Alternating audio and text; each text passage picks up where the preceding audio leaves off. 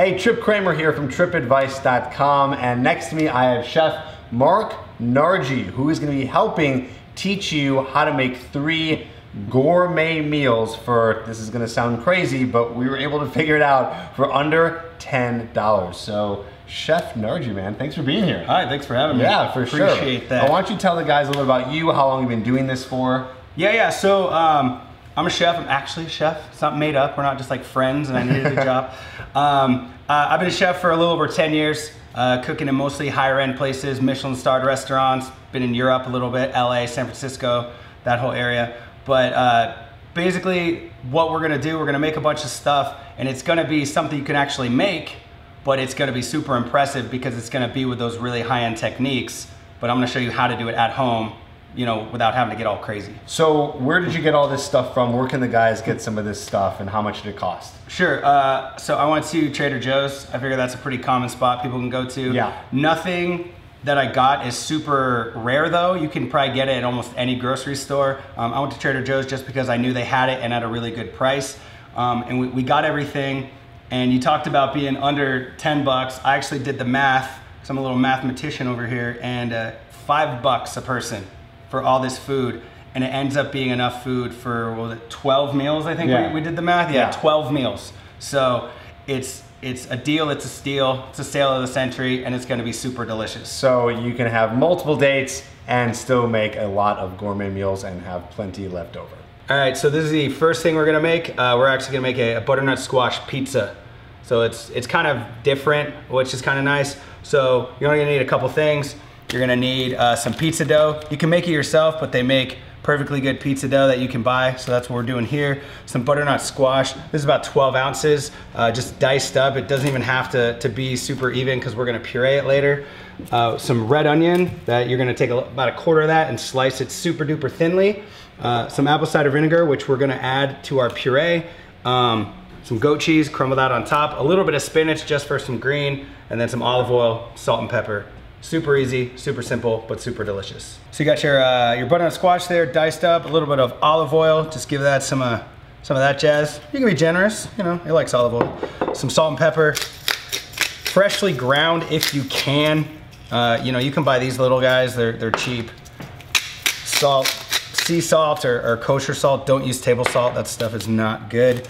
Give that a little whirl around. You can get your hands dirty, but honestly, it's all gonna get mixed together later. Just gonna pop this in the oven. We have this oven set to 425 degrees. So we're gonna put that in for about 20 minutes. It's gonna get nice and roasty toasty, and then we'll take it out. So you get yourself onion, about half of this piece, and that's perfect for our pizza. It's been about 10 minutes or so, so kind of want to check, depending on your oven. Some ovens are more powerful. If you just grab a fork, but you can see this is still pretty firm. So it's getting there. Probably another 10 minutes or so. 20, 24 minutes, something like that. You can check on our squash here. Super roasty and literally just, you know, you can smush it.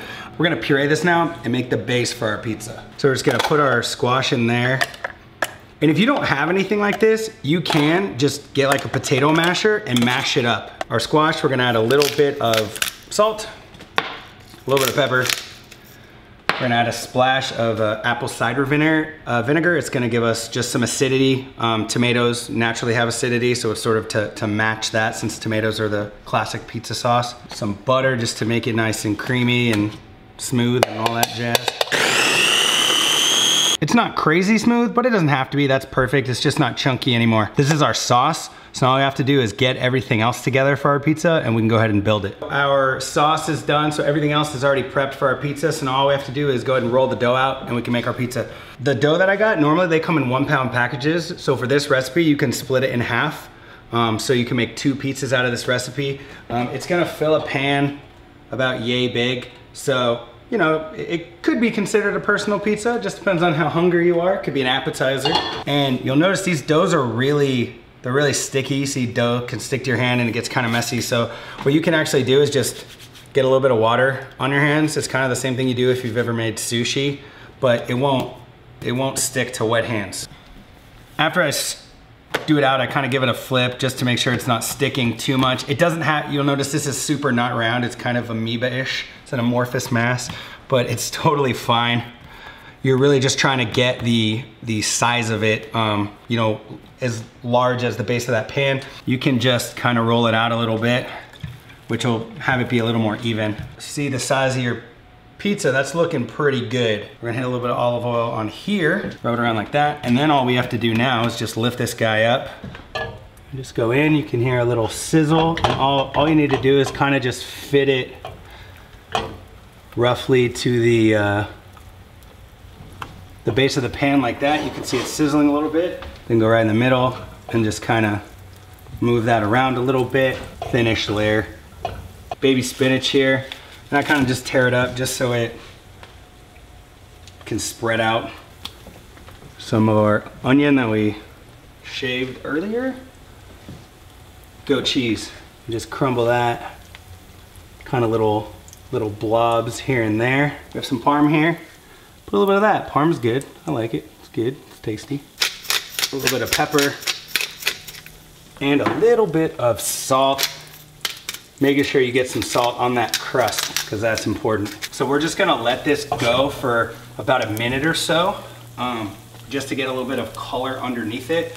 And then I have my oven set to broil. So we're gonna broil the top, cook from both sides.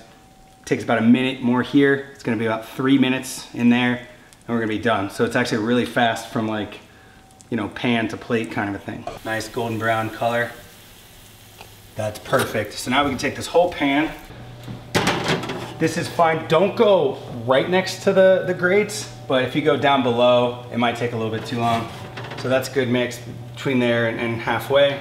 2 or 3 minutes, and it'll be done. Bam, nice and crispy. You can kind of check it to make sure you're good. Get some nice color on there. Cut it into 6, little board. Serve it up. Meal number 2. Going here, we're gonna make a roasted mushroom risotto. Pretty classic, everybody loves it. So we have all our traditional sort of risotto ingredients. We have arborio rice, specifically for risotto, some chicken broth. If you want to keep it vegetarian, you can use veggie broth, that's totally fine. A little bit of white wine. Honestly, this is the cheap stuff, but we're cooking with it. You don't need expensive stuff. Some mushrooms, some onions, some garlic, some Parmesan cheese, a little bit of butter, because I love butter, and a whole bunch of fresh thyme.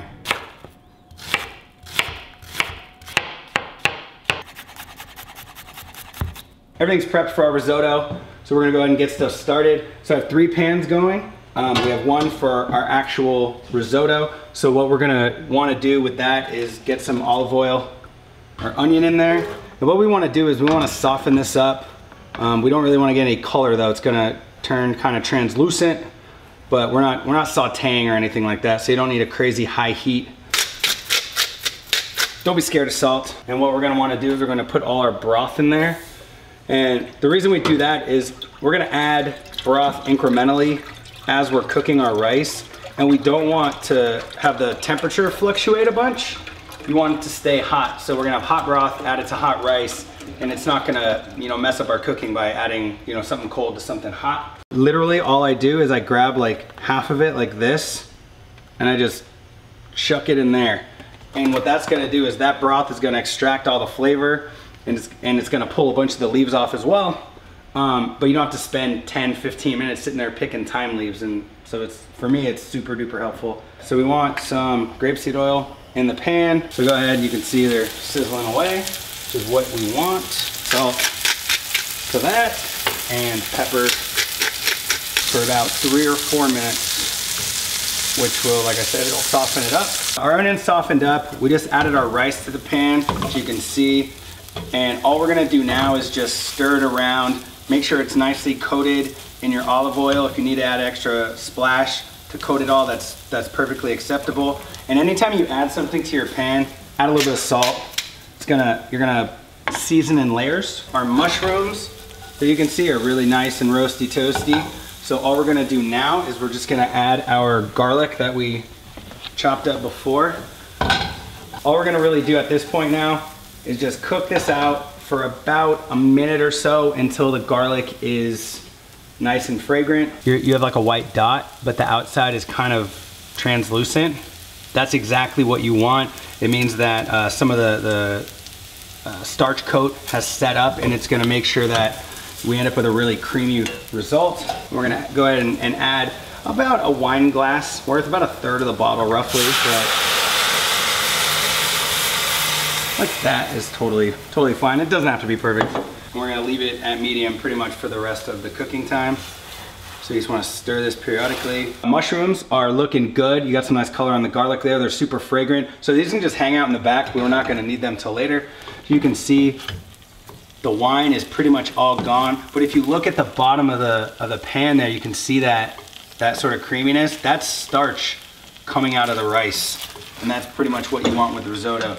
And what we're gonna do is we're gonna add just enough broth that it comes to the top of the rice, just like that. So now, all you wanna do is cook this, stirring periodically. A lot of times risotto recipes, they'll say like stir it constantly for 48 minutes. You don't have to do that. Just stir it every couple minutes. Just don't let it sit. But the idea is you wanna beat up all the rice granules, wanna rub up against each other like that, and that'll knock off starch, which will add to the liquid, which will make it creamy. It's simple, it's easy to make. You know, these mushrooms, you know, Tripp just tried them. Mushrooms, garlic, a little bit of oil, salt and pepper, and they're amazing, and they're 10 times better than most things you're gonna get in a restaurant, and they cost about $2. We've added 3 additions of our stock and cooked it down, our broth. You can see there's a little bit of liquid in the pan, but it's not super like soupy or anything like that. So what we're gonna do now is we're gonna add some parm. Kerrygold is awesome butter, so that's why I use it. But we're just gonna stir that in. What about half of them? And we just stir that in that way. It is a mushroom risotto. It's not just a risotto with mushrooms on top. But you can see how creamy that is. I mean, seriously, look at that. Look at that. And I just wanna give it a taste and check for seasoning. Oh yeah, super good. You know, it tastes great, but you know, that's only half the equation. You wanna make sure it looks good. Super common saying is you're gonna eat with your eyes first, so you wanna make sure that your presentation is nice. So what you do, get yourself a nice wide plate or a wide bowl, and you can go in here like that. Give it a shake. See how it kind of goes out to the edges like that? Little pockets of mushrooms there, so you can kind of know what you're getting yourself into. Just kind of place that around, just like that. You can just break some leaves off and just kind of scatter them around. Gives a little green, some nice contrast, so. Done in about 20 minutes, and honestly, if that doesn't impress somebody, you should probably move on. All right, let's try this puppy.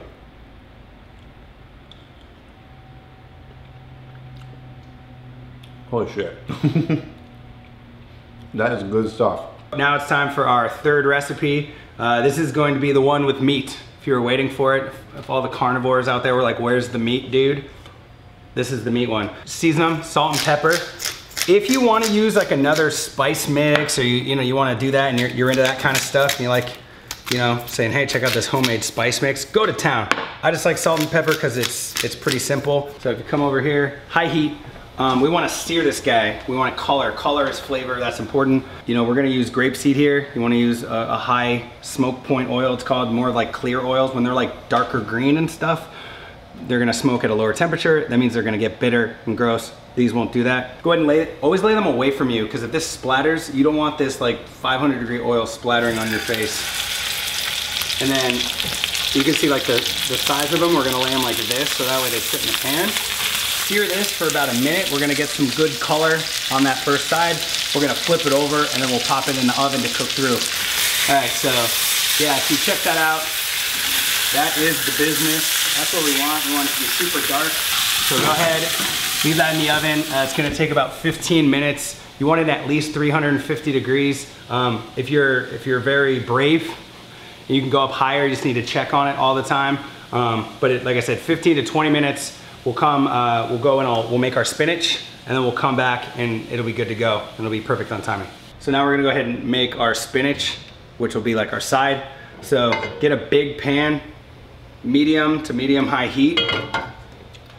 Go a little olive oil, because we're not gonna be like searing this super hard. This is about a quarter of an onion, and that's like 6 garlic cloves. So go ahead and you can get both of those in there. Salt, pepper.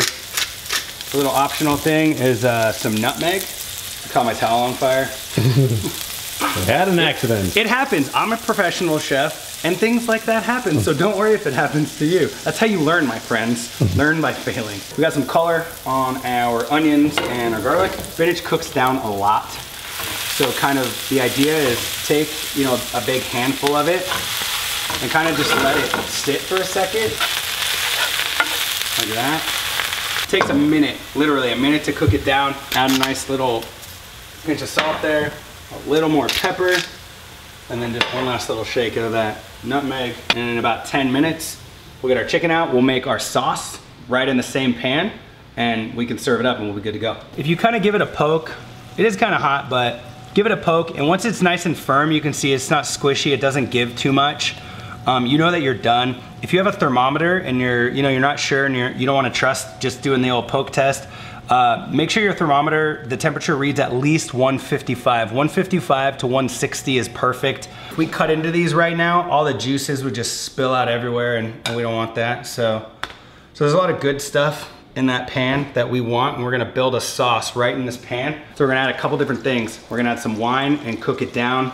It's called reducing it. And then we're gonna add a little bit of chicken stock, cook that down, and then some cream and some Dijon mustard, and it'll make a really nice coaty sauce. A little bit of wine, you don't need a lot. We're gonna add a little bit of chicken stock. We have some chicken stock left over from our risotto. Here's the thing, if you don't have wine and you don't have leftover chicken stock, totally fine. Just skip these two steps, it's still gonna taste really good. This is just to like bring it up a little bit. We'll add a little splash of that stock and cook that down. Use heavy cream.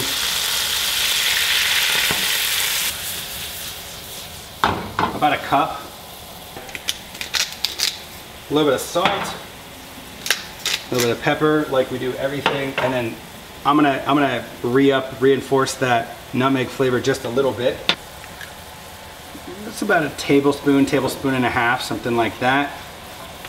For about 3-4 minutes maybe, it's gonna reduce, and it's gonna make like a really nice kind of like a coaty sauce. It's gonna coat our chicken, but you can see it's already getting thicker. It's coating this spatula, which is nice. And see all that stuff? That's all flavor, all that stuff on the pan. Put that in your sauce. That's good stuff. Grab a spoon and run it through your sauce. And then if you drag a finger through it, that line's not gonna move.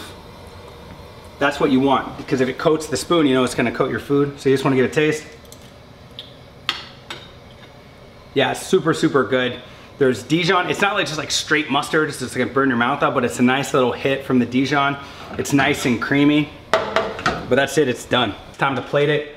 So our chicken has been resting a couple minutes. I honestly, a lot of times, I like to just do it like this, just straight down. I think it's kind of cool. Go ahead and get your spinach on your plate. Kind of lay a little bed down. Our chicken, kind of like this, so you can kind of see the seared side. You can see the nice cut side. You know, and don't be shy with that sauce. Get it on it, get it around it. But look at that. All right, let's try the third one. We're 2 for 2. I'm sure this is gonna be delicious. Oh my God, yes. The ladies are gonna love this one, if they're not vegetarian. Very good. Dude, that was awesome. Thank you so much for being here. Thanks for teaching these guys how to make gourmet meals. Now, if you want to learn more and see more of Chef Mark, check out his Instagram. I'm going to put that below in the description. You can check out my Instagram as well, which I'll put in the description below. And also, I'm going to put a little link where you guys can get the full recipes so you can check it out and not have to watch this video over and over and over, but follow the recipe and then do it correctly. So check those out in the description. Thanks again, and I'll see you on the next video.